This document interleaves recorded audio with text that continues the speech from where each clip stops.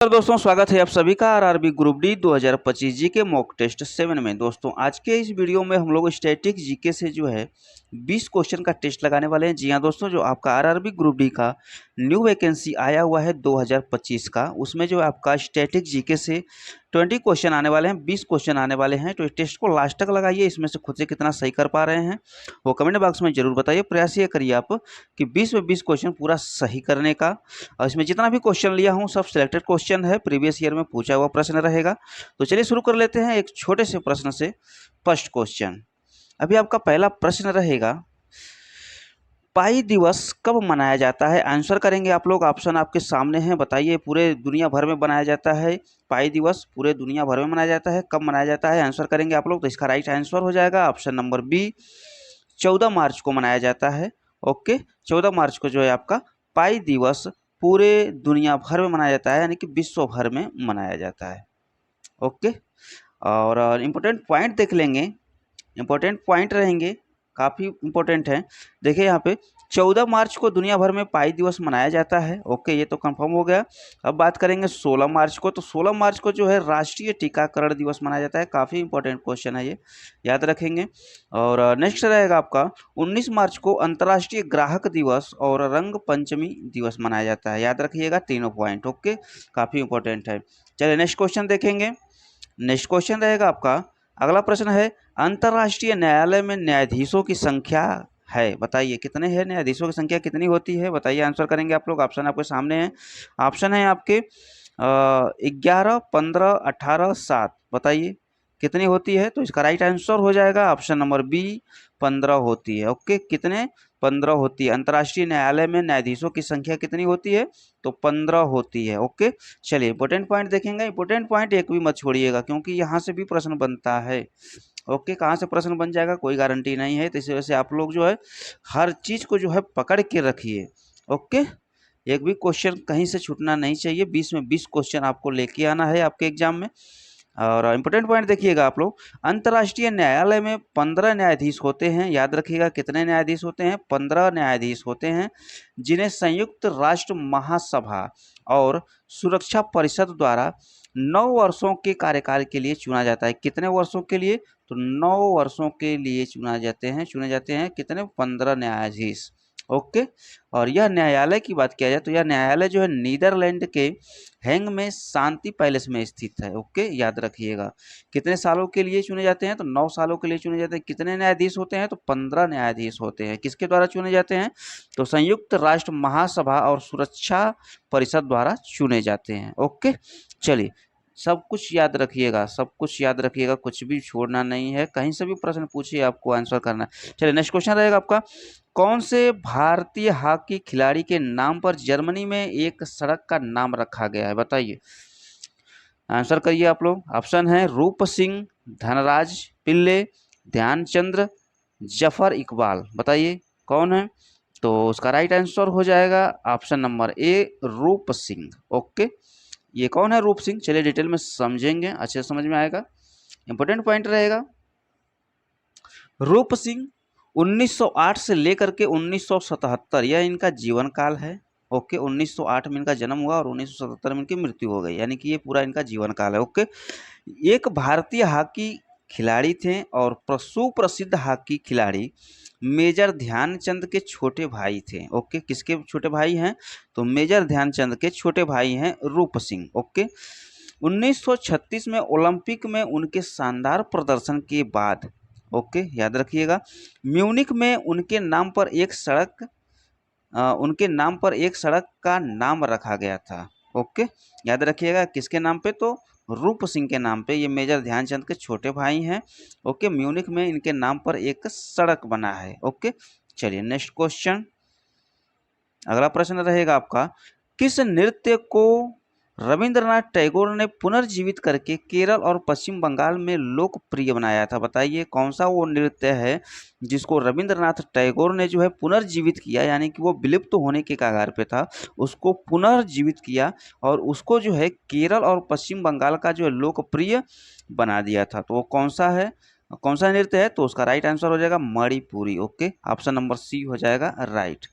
Detail में देखेंगे, रविंद्रनाथ टैगोर एक प्रसिद्ध कवि, लेखक और दार्शनिक ने 1919 में मणिपुरी नृत्य देखा और उनसे बहुत प्रभावित हुए।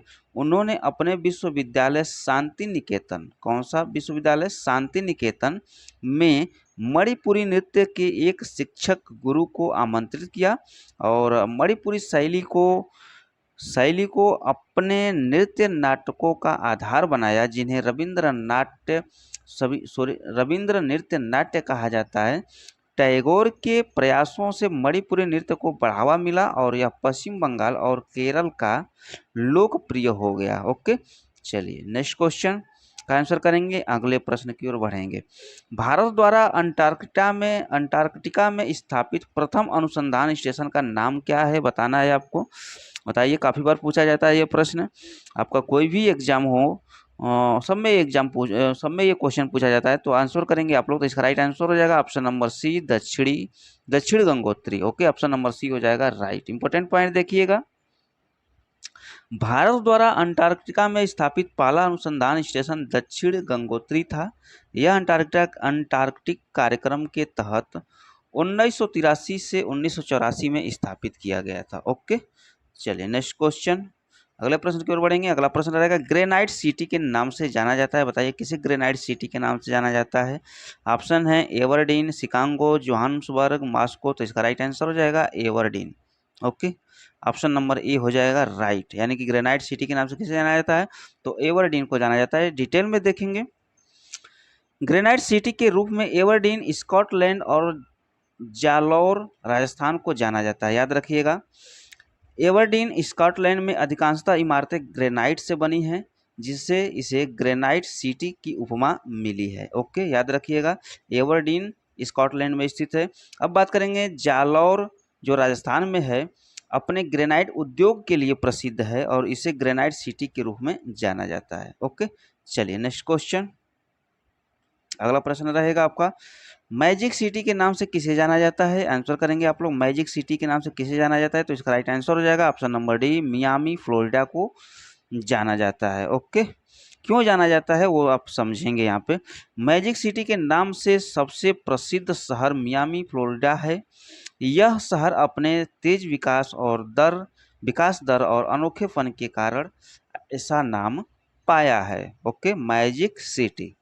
चलिए नेक्स्ट क्वेश्चन, क्वेश्चन नंबर 8 रहेगा, किस भारत पाकिस्तान संघर्ष के परिणाम स्वरूप बांग्लादेश स्थापित हुआ, बताइए। तो इसका राइट आंसर हो जाएगा दिसंबर 1971 के युद्ध के दौरान जो है बांग्लादेश स्थापित हुआ। चलिए डिटेल में समझेंगे। 1971 में भारत पाकिस्तान युद्ध के परिणाम स्वरूप बांग्लादेश स्थापित हुआ था। 1971 में पूर्वी पाकिस्तान के लोगों ने पाकिस्तान में से स्वतंत्रता की मांग करते हुए एक मुक्त संग्राम शुरू किया, जिसमें भारतीय सेना ने बांग्लादेश के स्वतंत्रता सेनानियों की मदद की। ओके, और 16 दिसंबर 1971 को पाकिस्तानी सेना ने आत्मसमर्पण कर दिया और पूर्वी पाकिस्तान को बांग्लादेश के रूप में एक स्वतंत्र राष्ट्र के रूप में मान्यता दी गई। ओके, चलिए ये इंपॉर्टेंट था, याद रखेंगे। नेक्स्ट क्वेश्चन की ओर बढ़ेंगे। अगला प्रश्न रहेगा आपका, काफ़ी इंपॉर्टेंट है, मिस यूनिवर्स खिताब जीतने वाली पहली भारतीय कौन है, बताइए। तो इसका राइट आंसर हो जाएगा option number D, Sushmita Sen है। ओके, डिटेल में देखेंगे, मिस यूनिवर्स खिताब जीतने वाली पहली भारतीय महिला सुष्मिता सेन थी। उन्होंने 1994 में मिस यूनिवर्स प्रतियोगिता जीती थी। कभी जीती थी, तो 1994 में। ओके, नेक्स्ट पॉइंट देखेंगे, रीता फारिया पावेर भारत की पहली मिस वर्ल्ड थी। याद रखिएगा, ये तो हो गया आपका मिस यूनिवर्स, और ये जो आपकी थी तो ये मिस वर्ल्ड थी, रीता फारिया। ओके, भारत की पहली मिस वर्ल्ड थी और उन्होंने साल 1966 में यह खिताब जीता था। रीता फारिया मॉडलिंग के साथ साथ डॉक्टर भी थी। वह मिस वर्ल्ड का खिताब जीतने वाली पहली एशियाई महिला भी थी। याद रखिएगा ये दोनों पॉइंट। ओके, मिस यूनिवर्स और मिस वर्ल्ड। चलिए नेक्स्ट क्वेश्चन, कंफ्यूज नहीं होना है, अच्छे से याद रखिएगा। भारत में वायुसेना दिवस कब मनाया जाता है, ये तो सबको पता है, तो इसका राइट आंसर हो जाएगा 8 अक्टूबर को मनाया जाता है। चलिए तीनों सेनाओं का दिवस देख लेते हैं। 8 अक्टूबर 1932 को आधिकारिक तौर पर भारतीय वायुसेना का गठन हुआ था। इस वजह से 8 अक्टूबर को जो है भारतीय वायुसेना दिवस मनाया जाता है। भारत में हर साल 15 जनवरी को थल सेना दिवस मनाया जाता है, याद रखिएगा, कभी 15 जनवरी को। और भारतीय नौसेना दिवस जो है 4 दिसंबर को मनाया जाता है। तीनों सेनाओं का दिवस आप लोग याद रखिएगा। ओके, कोई भी पूछ सकता है। नेक्स्ट क्वेश्चन रहेगा आपका, लाल बाजरी का बादशाह किसे कहा जाता है? तो इसका राइट आंसर हो जाएगा option number A, Rafael Nadal को कहा जाता है। चलिए, क्यों कहा जाता है देख लीजिए यहाँ पे।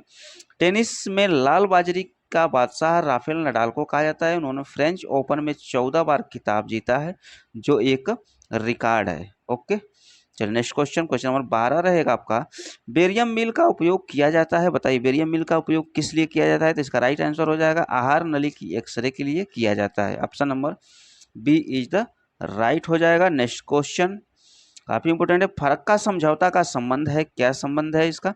तो गंगा नदी से संबंधित है, डिटेल में देखेंगे। फरक्का समझौता भारत बांग्लादेश के बीच गंगा नदी के पानी के बंटवारे से संबंधित है। ओके, याद रखिएगा, डायरेक्ट क्वेश्चन बनता है। फरक्का समझौता संबंधित है तो आपको बताना है गंगा नदी से संबंधित। ओके, चलिए नेक्स्ट क्वेश्चन रहेगा आपका, कुंभ का मेला मध्य प्रदेश के किन शहरों में किसमें लगता है, किन शहरों में लगता है? तो इसका राइट आंसर हो जाएगा उज्जैन में लगता है। और उज्जैन किस नदी के किनारे स्थित है? तो क्षिप्रा नदी के किनारे स्थित है। ओके, चलिए कोई भी पॉइंट पूछ सकता है, आप लोग याद रखेंगे दोनों पॉइंट।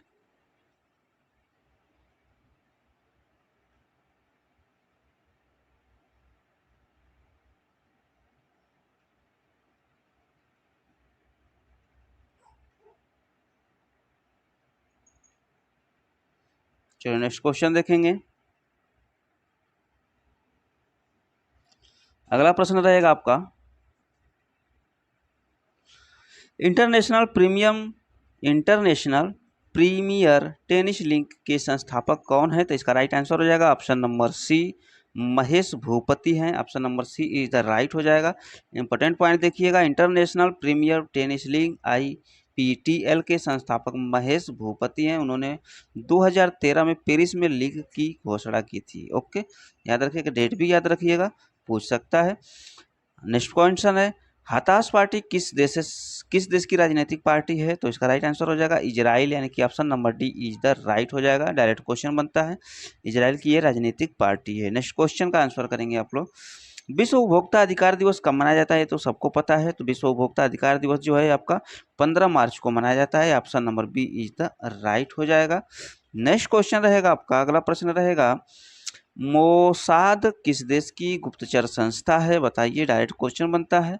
तो इसका राइट आंसर हो जाएगा मोसाद जो है आपका इजराइल, यानी कि option number A is the right हो जाएगा। मोसाद इजराइल की राष्ट्रीय खुफिया एजेंसी है। मोसाद का गठन इजराइल के पहले प्रधानमंत्री डेविड बेन गुरियोन के आदेश पर 13 दिसंबर 1949 में हुआ था, याद रखिएगा।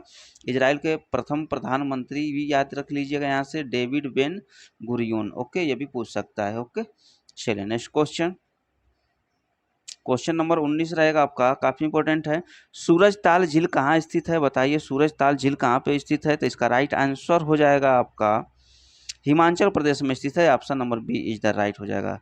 इंपॉर्टेंट पॉइंट देखेंगे, सूरज ताल झील भारत के हिमाचल प्रदेश राज्य के लाहौल और स्पीति जिले में स्थित है। Okay, next question, question number 20 का आंसर करेंगे आप लोग, निम्नलिखित में से कौन सितार से संबंधित नहीं है? तो एक क्वेश्चन जो है आपको मैं छोड़ता हूँ, इसका आंसर जो है आपको कमेंट बॉक्स में बताना है। देखते हैं कितने लोग कमेंट बॉक्स में इसका राइट आंसर बताते हैं। तो चलिए मिलते हैं नेक्स्ट वीडियो में, तब तक के लिए जय हिंद। वीडियो कैसा लगा, अच्छा लगा तो प्लीज वीडियो को लाइक, चैनल पर नए हो तो प्लीज चैनल को सब्सक्राइब करना मत भूलिएगा। जय हिंद।